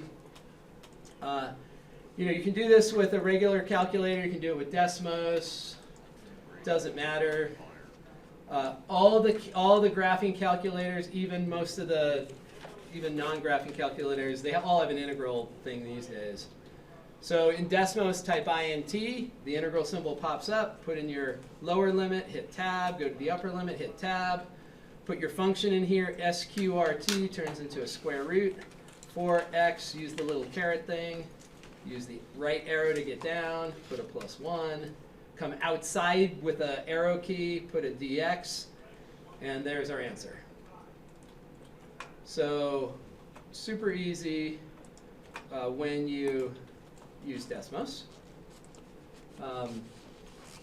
And another, using Desmos as a check is also a good thing. If you're doing some of these integrals where we have all this nasty algebra, Desmos is a great place to go to double check that you got the right answer. So there is our answer. And so in my math lab, if they ask you to do something with a calculator, they'll tell you what to round it to. All right, so you all do that one. Do the second one there. It's a function of x.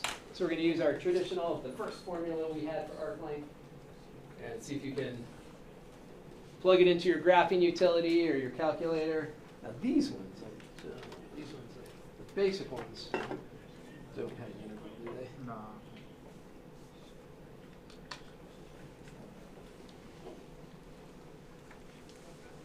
I can't remember. Did the Siri integrate? I don't think so. I mean, Siri's connected to Wolfram Alpha. Siri can factor like no one else can factor. Well, this one can. That one can. Might be out of power though. Oh, is this a CE? These things are great. Oh, the Inspire, yeah. Yeah. That is great. I think I got that one used. Spent like $50. Oh, that's not bad. Yeah. Yeah, this one needs some juice. Never really had to use it. Yeah, exactly. Exactly.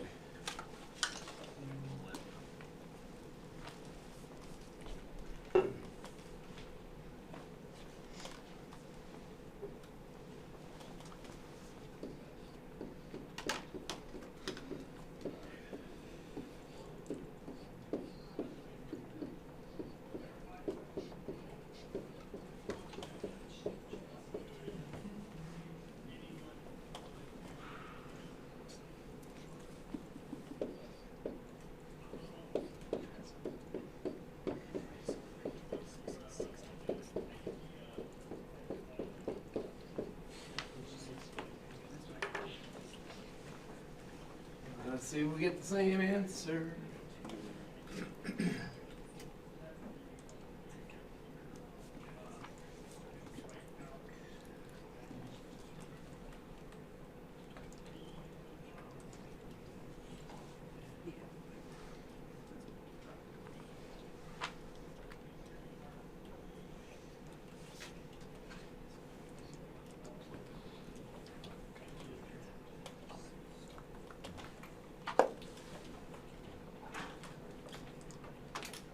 Y'all coming up with 9.29?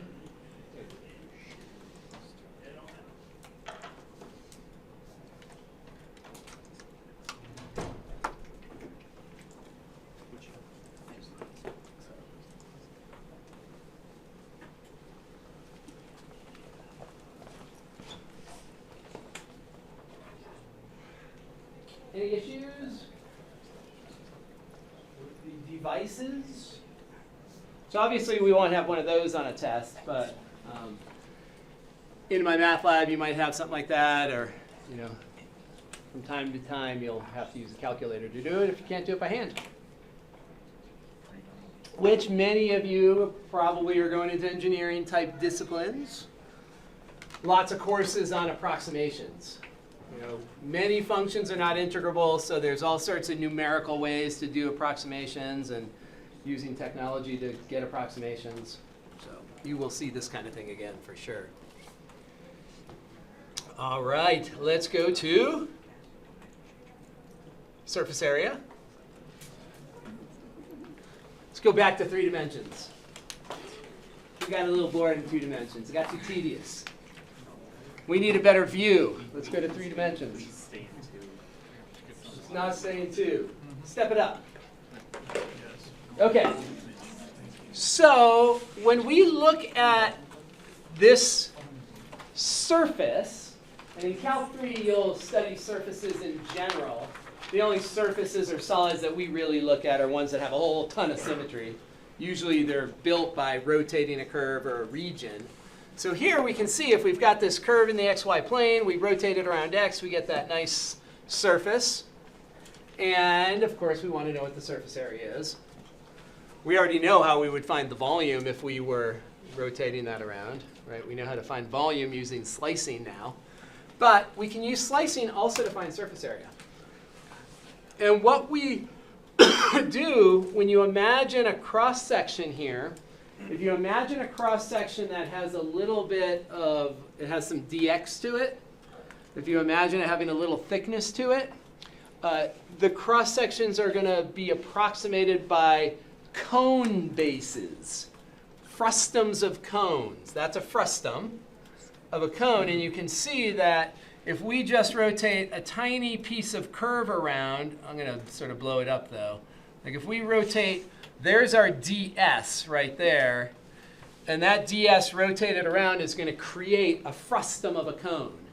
And then as that ds gets smaller and smaller and smaller, we take the limit of the Riemann sum is going to give us the exact arc length.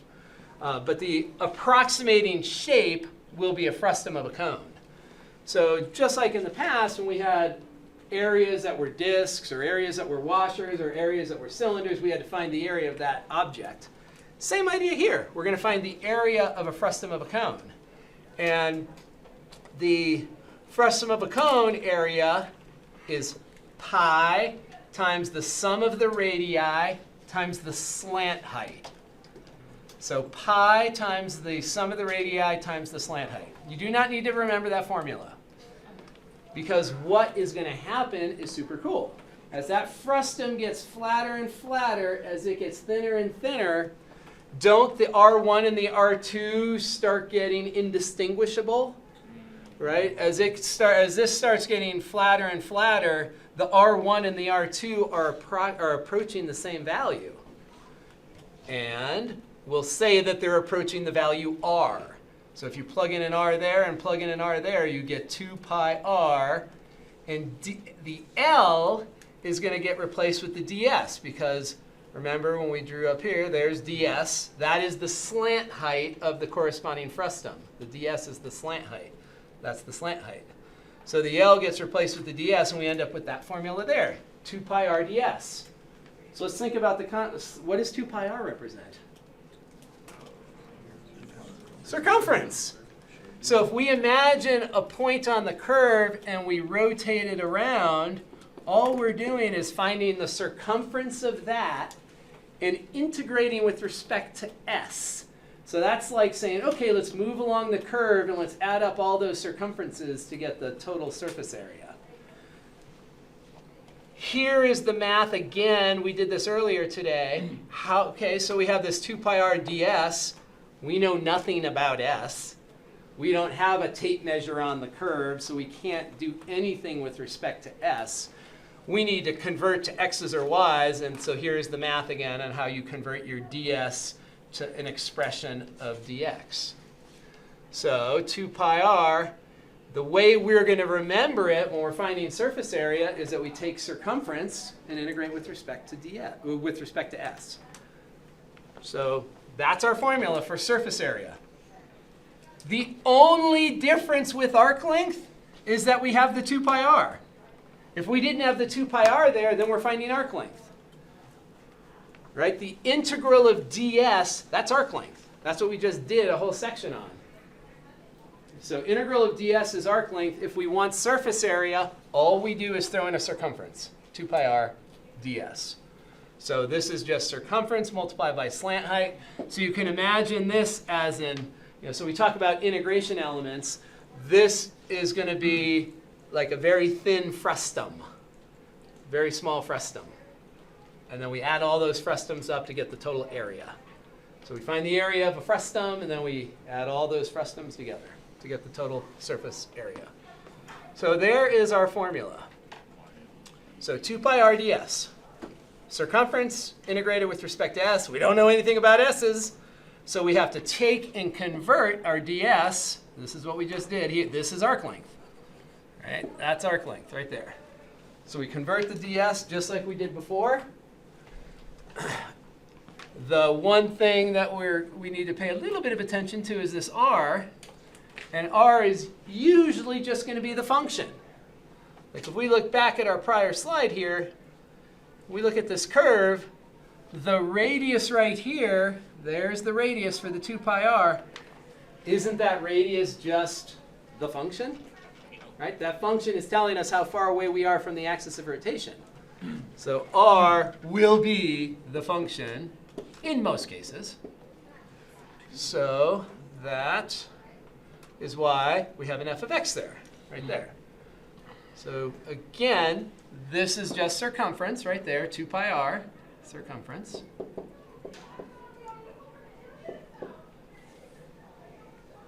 And this part over here is ds, which is arc length. So arc length integral with an extra little coefficient in front, a 2 pi r out in front. So let's see if we can do it. So I would always sort of write down our generic integral here. We don't know the s's, so I just put little stars in there. All right, so just like with arc length, we start with our function. We're going to build up that square root quantity. So we're going to start with our function. We're going to find its derivative. So this is going to be 4x to the minus 1/2. So we have 8x to the half. Bring down the half, subtract 1, making the exponent minus 1/2. And then we want to square that and add 1. And we can do these two steps together here. This is pretty easy to add 1 to this thing. So when we square this, we are going to get 16 over x, and then we add 1. So x to the negative half is square root of x in the denominator. Right? X to the minus half is a square root of x down in the denominator. And so when we square that quantity, we end up with just an x. Squaring 4 gives 16. OK, so there we go. So that's the part that's going to be inside. So here they use an S. We want to make it a capital S for surface area. Some books will write SA or just A or whatever. Lots of different things. So we're going to integrate. They tell us the interval is 9 to 20. And we're going to integrate 2 pi r ds. So 2 pi r, there's 2, there's pi. Well, r is the function. R is the function. The function tells us how far away we are from that x-axis, how far away we are from the axis of rotation. So there's our circumference, 2 pi r. And now ds. Well, we know from arc length that ds is the square root of 1 plus y prime squared. So this is going to go right there. And now we have a dx.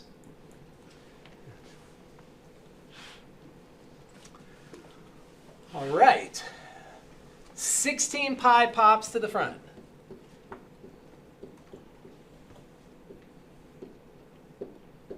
inside the integral, we have two square roots. There's a square root there and a square root there. If you have square roots that are multiplied, all you do is multiply the insides. So we'll combine the insides, we'll make it one square root. So it's going to be square root of, we're going to distribute that x. So that x out there, there's the inside of the first square root. That's going to get multiplied by the inside of the second square root.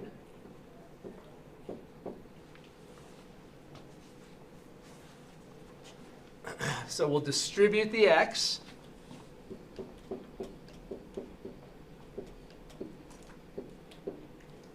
Square root of 16 plus 1 over x dx.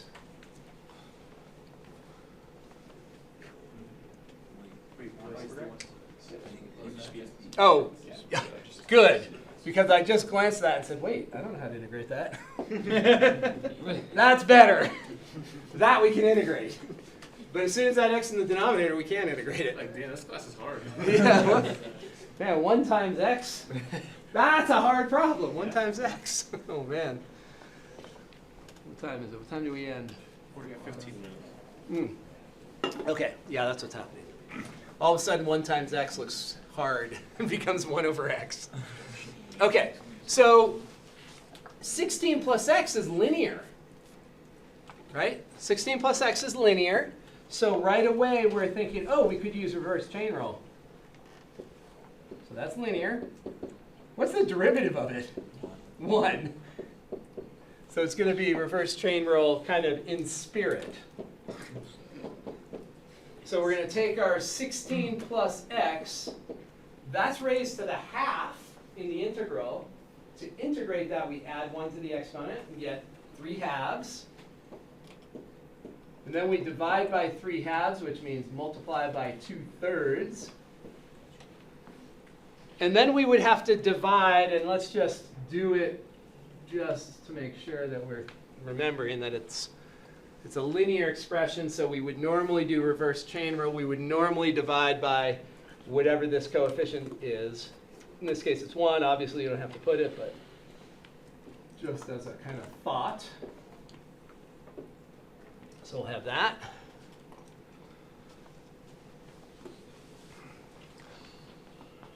We end up with, what, 32 pi divided by 3.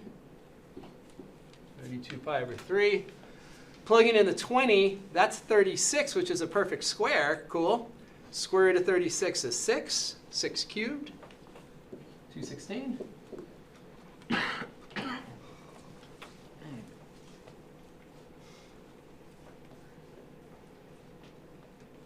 Everyone okay with that? Is that right? All of a sudden I'm panicking. It's 6 cubed. 36 times 6, that's 180 plus 36. So, okay, I agree. All right, plug in the 9. 25, perfect square. Square root of 25 is 5. 5 cubed. 5 times 5 is 25 times 5 is 75. 120. Oh, really? Darn. Yeah, my mind is starting to slip here. So 5 times 5, oh yeah! 5 quarters is $1.25. Yes, okay. All right, I believe you. All right, so then we're... Do you subtract the 125? Oh my gosh. Oh my gosh. Disaster. 75, 85, 91 in the numerator?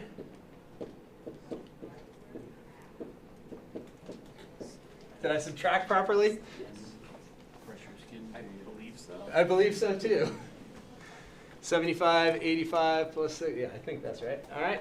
Now we have to just multiply that together. Neither of these numbers is divisible by 3. So we just have to multiply those together and get our final multiple of pi. Goodness gracious. What is that number? 2912. 2912. Thank you. Not as close as 2112, but we'll take it.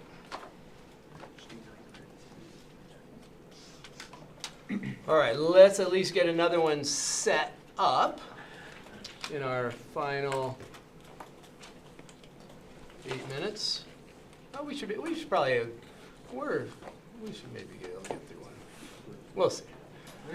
Okay, so once again, we have a function of x. They give us our limits of integration. And we know what the square root functions look like, right? We have a bird wing in the first quadrant, so something like that, square root of this, 0 to 5. So we have something there. It's going to rotate around. It's going to create, some sort of hollow vase-looking thing.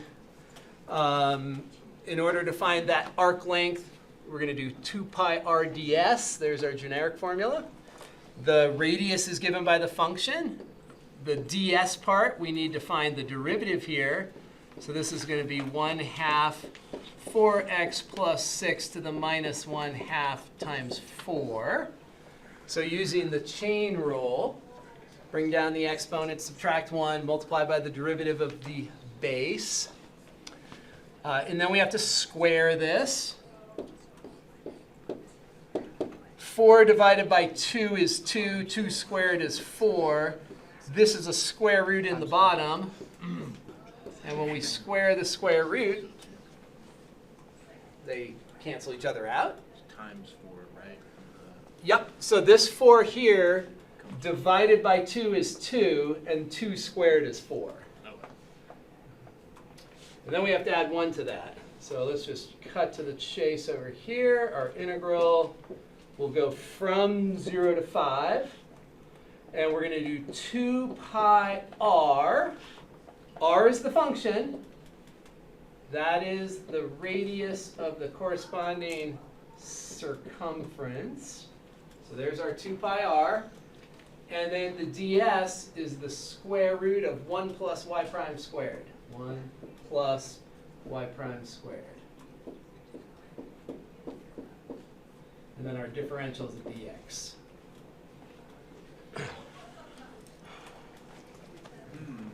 All right, once again, we have 2 roots. 2 roots, combine the insides. So we're going to combine the insides of these 2 square roots. And the combining of the insides is going to be simpler than it looks, perhaps. So this quantity here needs to be distributed to both the 1 and over to this fraction. And what happens when it distributes to the fraction? Cancels, and we just get that 4 up in the numerator. So this is all going to become 4x plus 6 times 1 is 4x plus 6. And then 4x plus 6 times the fraction is 4. So we'll simplify to that. Is that how we're always, or is that how we're always going to combine 2 roots? 2 roots that are multiplied, we always multiply the insides. Okay. Yep. And you distribute 1 to all. Distribute 1 to all the terms of the other. Exactly. And this creates an integrand that has a linear substitution. So right in here we say, ooh la la, linear. Ooh la la. And if it's linear, we can use RCR. If it's linear, we're happy. So 2 pi. So now we take our 4x plus 10, it's raised to the half power. We go through that regular power rule thing. So 4x plus 6. I'm going to leave a little space because we have some stuff that's going to, we have some confetti that's coming. So 4x plus 10, it's raised to the half here. We add 1 to the exponent. That gives 3 halves. Divide by 3 halves, that puts a 2/3 out in front. And now RCR puts a what out in front? A division by 4 or 1/4. Right? The derivative of the inside is 4. So this is our RCR right there. That is the RCR. We take the derivative 4x plus 10, divide by that. And limits of integration, nothing to 5.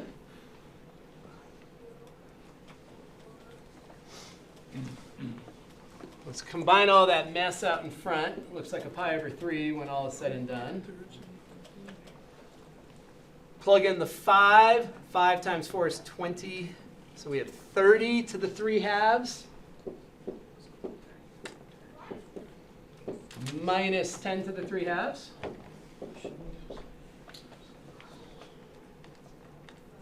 The last thing we typically would do is write this as 30 root 30 minus 10 root 10.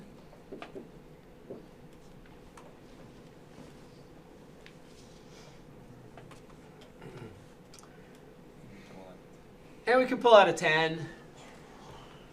No, not completely necessary, but that would be the sort of natural thing to do. If we're doing any sort of factoring, we might as well finish the factoring off. And then that's as far as we can go. If you wanted to, you could pull out the square root of 10 also, I guess. This is one of those things that it never ends if we keep doing things like this. Oh, that makes sense. Never ends. Say that once again. I don't know, when I see him do it. Could you have left it here? On an exam, it is totally fine if you left it right here. On an exam, if you want to leave it right there, it's fine. I want you to get used to doing these algebra simplifications, but I wouldn't want to, in a calculus 2 class, this is the most important thing. And doing 3 extra steps of trivial algebra or arithmetic, yeah, totally fine to leave it right there. Totally fine to leave it right there on a test. Are we all ready for a weekend? You need one to catch up. That's what weekends are for. Get caught up in calculus. You're now entering the calculus zone. All right, we'll have a great weekend. Anyone going away this weekend? Doing anything fun? Going to California? Yeah. Going surfing? I'm actually going out for a scholarship. Oh, great. At university? Yeah, it's Westmont University. It takes small fight. What school? Westmont. Where is it? In Southern California? It's Santa Barbara. Yeah, okay. So I've got my kids have some friends that are at UCSB. Okay, yeah, nice. That's like And I've got some good brain harvest back. Good luck. Brian Hurt's not still stupid. No one's going skiing this weekend? I do too. Very nice. School. Although my kids are in college, they're skiing. They're snowboarding a little more than. I didn't snowboard until I was 15, and now I would never go back. It's like my feet are never in pain. They're always got like 1 piece a year. I can get on a bus, and it's so much easier. For tracks. The simplicity I love. Question Send me some links. just give me, yeah, let me, I forgot to turn that thing off.